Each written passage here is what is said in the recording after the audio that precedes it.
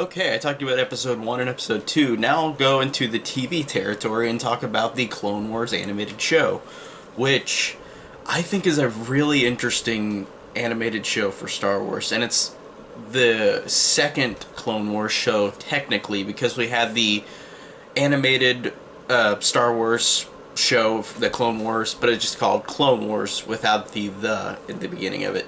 And that was in 2002, 2003, where they were just little mini shorts about things leading up to episode 3, which is not considered canon anymore because they do a lot of things in that hand-drawn animated thing that doesn't have the same continuity, even though it's fantastic. And I'm just going to talk about the CG one today because the animated one is fantastic, and that's pretty much all I could say about it because it's a lot of little shorts. But the Clone Wars CG show that came out is a really, really cool bridge between episode 2 and episode 3, and in terms of the Star Wars lore and universe, and how they really established the Clone Wars and how we see so much going on and why it is such an effect on this universe and why you get such, because a movie can't be longer than like 2 or 3 hours, and even if it's a trilogy it can't even get that much to it. I mean, it can depending on what kind of movie it is, but TV shows are so much more in depth, and even for a cartoon show for kids, which is this, the Clone Wars show, it is really, really good, and it's really satisfying in just a way. Even though I love the prequel trilogy anyways, I love that this gives so much like hints towards a lot of things that were not elaborated in the movies, not because they didn't want to, but because they weren't important in that certain plot in each of the prequel films. And I think that this did a great job of bridging the gap between a lot of things. They do a lot of references to these movies in this show, and they like say disappearances of characters, like how Chancellor Valorum returns in the Clone Wars show after episode 1, after he is arrested at the end of Phantom Menace.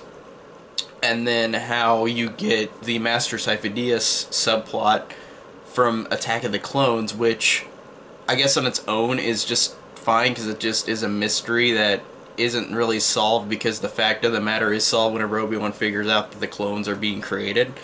He just used that name was used as a gear to pull him towards the realization of the clones being created. And I like how this show elaborates on that too in the last couple episodes that they made.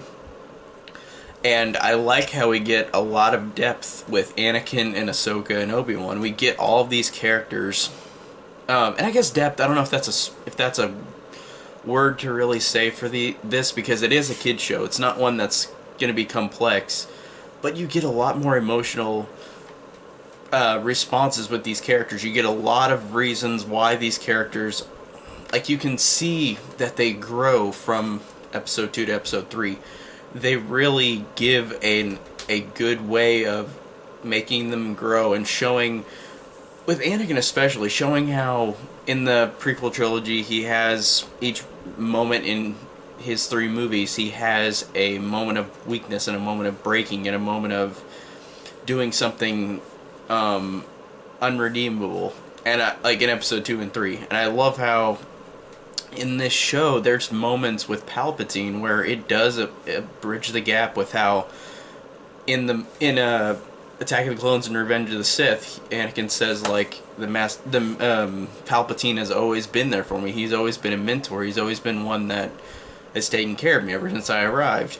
And I like that we see that in this show. I like that we see the elaboration between that. And even if we didn't have that, it's fine in the movies, but they did a good job of bridging the gap with that.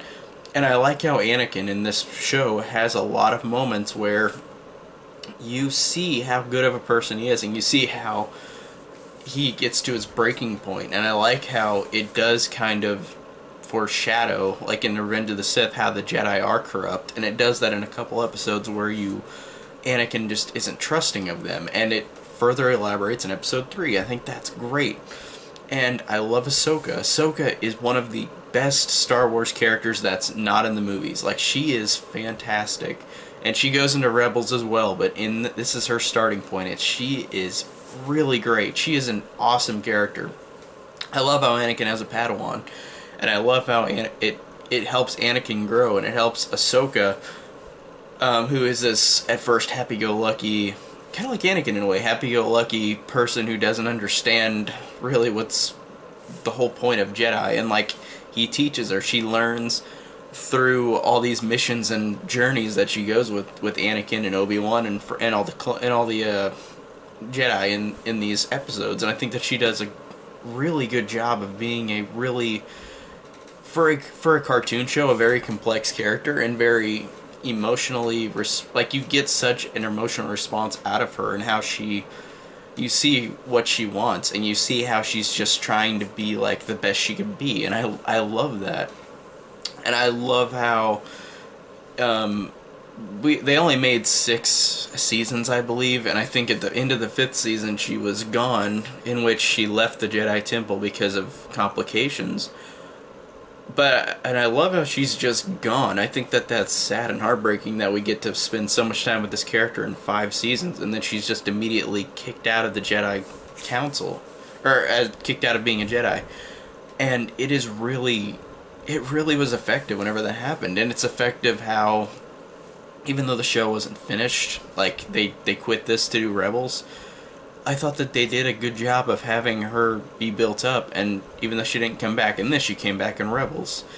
And her arc in this show was really fantastic, and everybody's arc was fantastic. If they had an arc, like Anakin, I said, they did a great job of elaborating on him and building him up more with his friendship and connections to Ahsoka, Obi-Wan, Padme, all the Jedi, all the clone troopers. They did a great job of elaborating everybody and all of these characters that really get so much screen time in this show, and I think that this show is fantastic, and it's one that is something that people don't give credit to, like in terms of like casual Star Wars fans, like people who bitch about everything, like they don't even probably not even seen this show, most of them, but I feel like this is just a really fantastic animated show that does a great job of building up these characters, setting what's already in motion.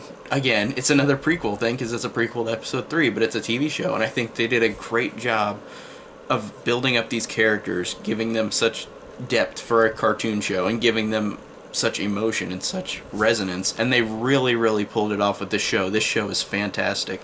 I don't know which one I love more, this or Rebels, but overall, the Clone Wars show, I've only seen it all the way through once, but it is really fantastic. And I really, really enjoyed it.